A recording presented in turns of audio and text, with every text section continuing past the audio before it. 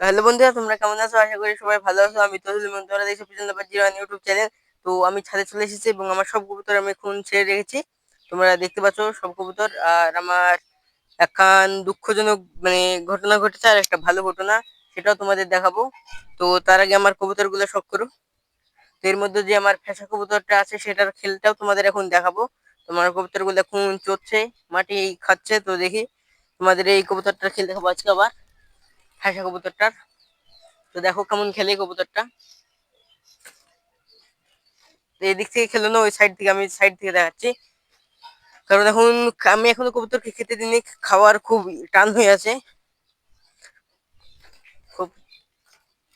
তো তোমাদের এবার খেল দেখাচ্ছি আমি সাইড থেকে, কারণ কবুতরটা এখনো খাওয়ার টান আছে, তার জন্য খেললো না।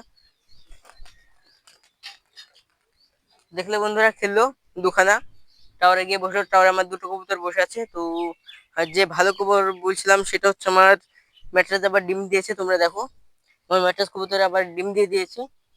তোমরা দেখলে যে ডিম ঘোলা হলো, এবং তারপরে আবার দুটো ডিম ফাইনালি দিয়ে দিয়েছে। আর দুঃখজনক যে খবর কথাটা সেটা হচ্ছে, দেখো খোপটা ফাঁকা।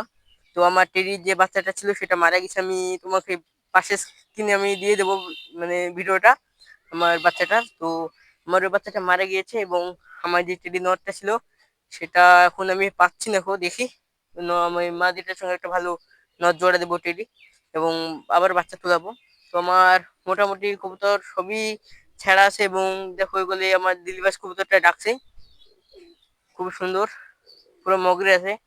ওর সঙ্গে ফ্যাসাটা জোড়া আছে, যেটা তোমাদের খেল দেখালাম এখন।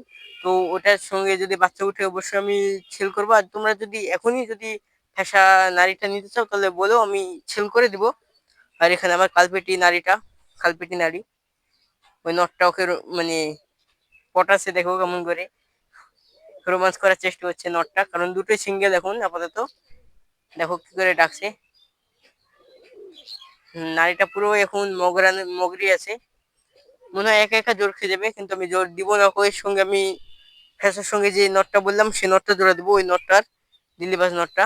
তো আমার কিছু কিছু কবুতর এখানে, আমার যে ম্যাটার ফিমেলটা এখানে আছে, ডিমে এখনো বসেনি কোনো কবুতরই, খেতে দেওয়া হয়নি। তো আমি এখন কবুতর গুলো খেতে দেবো, কবুতর গুলোকে আমি খেতে দেবো।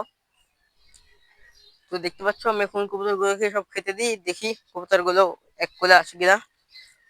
আয় আয় আয় আয় আয় আয় আয় আয় আয় আয় আয়। তোমরা অনেকে বলো যে ভাই কবুতর উড়াও কবুতর। তো এর আগে যে আমি কবুতর ধরেছিলাম, কালো কবুতরটা এটা, তো এর উড়নের ভিডিও আছে ফুল, তোমরা গিয়ে দেখে আসতে পারো চ্যানেলে।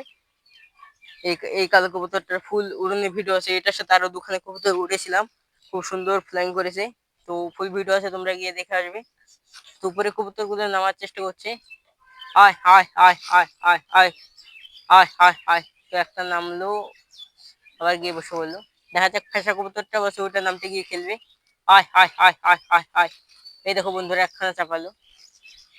এখন খেলের অত চাপ নেই, কারণ যখন কবুতর ডিম পারবে তখন খেলের চাপটা খুব বেশি হয়। তো মোটামুটি আমার সব কবুতর গুলো এখন সুস্থ আছে, খালি যে আমার রেসারের একটি বাচ্চা হালকা অসুস্থ লাগছে আমার দেখতে, যেটা উপরে এখন বসে আছে আপাতত। এই নামলো, এই বাচ্চাটা হালকা অসুস্থ লাগছে, এই বাচ্চাটা।